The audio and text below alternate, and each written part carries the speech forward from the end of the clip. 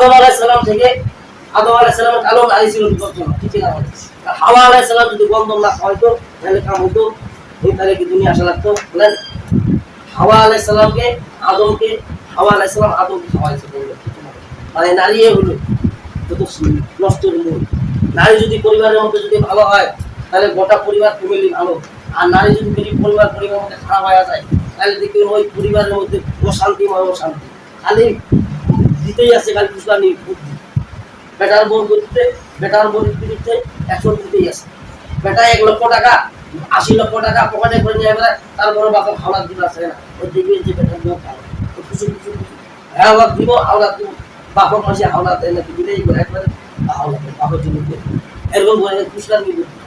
আল্লাহ বলতেছেন زين للناس حب الشهوات من النساء والبنين والقناطير المقنطرة من الذهب والفضة والخيل المسومة والأنعام والحرث ذلك متاع الحياة الدنيا والله عنده حسن المآب। আল্লাহ বললেন যে আমি মানুষদেরকে আশ্রয় করেছি, লোভ লালসা তৈরি করে রেখেছি মহিলাদের প্রতি, ওয়ালবানিন এবং সন্তানদের প্রতি লোভ লালসা পয়দা করে দিয়েছে। সন্তানদের মানে আল্লাহর প্রতি থেকে দেখবেন যে ওই মানুষের নারীর প্রতি আর ওই সন্তানদের প্রতি আর কিসের প্রতি আমি লোভ লালসা তৈরি করে দিয়েছি। আল্লাহ বলছেন ওয়াল কানাতিরিল মুকানতারাতি মিনাজ যাহাবি ওয়াল ফিদ্দা ওয়াল কানাতিরিল মুকানতারাতি মিনাজ যাহাবি, এবং স্বর্ণের প্রতি লোভ লালসা তৈরি করেছি। আচ্ছা, আমরা তো দরবেশ মানুষ, রাস্তা দিয়ে হাঁটিস বানাল আলহামদুলিল্লাহ বলি, আমরা সে কোনো স্বর্ণ করে থাকে ওই লাল লোভ লালসা। আল্লাহ কাছে আমি লোভ লালসা তৈরি করে দিয়েছি, লোভ লালসা হবে আরে মানুষ কাছে হবে না, তাহলে ওটা কোন দরবেশ গো?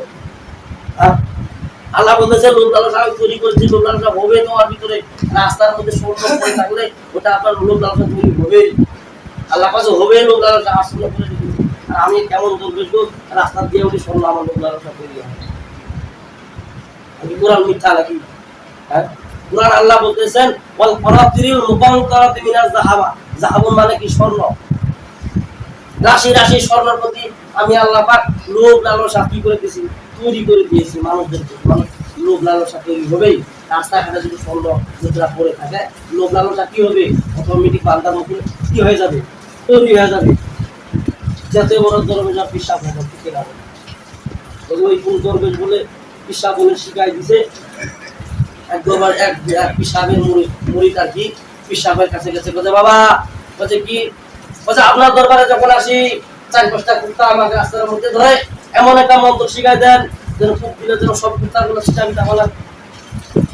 এখন দরবেশ বাবা টাকার খাবার, এখন অধিকাংশ দরবেশ গুলা দেখলাম টাকার পাবে, টাকা যত দেওয়া পারেন খানকার মধ্যে বসে আর ঘুরি বাড়াবে, কাজ কাম করিবার লাগে না ওকে। হ্যাঁ, খালি মুরিদের কাছে যত টাকা দিতে। এখন ওই বাবা মন্ত্র শিখাই দিলেন, তুমি যখন আমার দরবারে আসবা, যখন কুকুর ধরবে তোমাকে ইয়া মুখি তু বারবার পাঠ করবা, তাহলে আর কুকুর তোমাকে ধরবে না। তোমার কি খাই নাকি বাবা? পুরো ভালো মন্ত্র বাবা। হ্যাঁ বাবা, এইরকম বর্ষার দিন যাচ্ছে রাস্তা দিয়ে বাবার কাছে যা প্রতিদিন দোয়া শেখার জন্য, দোয়া নেওয়ার জন্য, বাস ছাতি মেলাম করে নিয়ে এসে ওই 4-5টা কুকুর ধরে গেল। ধরার পরে কুকুর ঘাস করে আক্রমণ শুরু করে দিল। এখন যখন আক্রমণ শুরু করে দিল, এই মুখি তু পাঠ করতেছে, কয়েকটা কুকুর চলে গেল, একটা কুকুর যায় না, ও আর উঠছে কামড়া বাড়ছে। যখন কামড়া বাড়ছে তখন ছাতি আছে, ছাতি দিয়া বাড়ি দেওয়ার জন্য রেডি হচ্ছে, বাস কুকুর দূর পালান। এখন কাছে বাবা গো, কাছে কি আচ্ছা আপনার ইয়া মুখি তু আমি মন্ত্র পাঠ করলাম, সব কুকুর গুলা পালাইছিল, একটা কুকুর পালালেন, আমি কিছু বুঝলাম না। ইয়া মুখি তু কি কম পাঠ করছে না বেশি পাঠ করছে?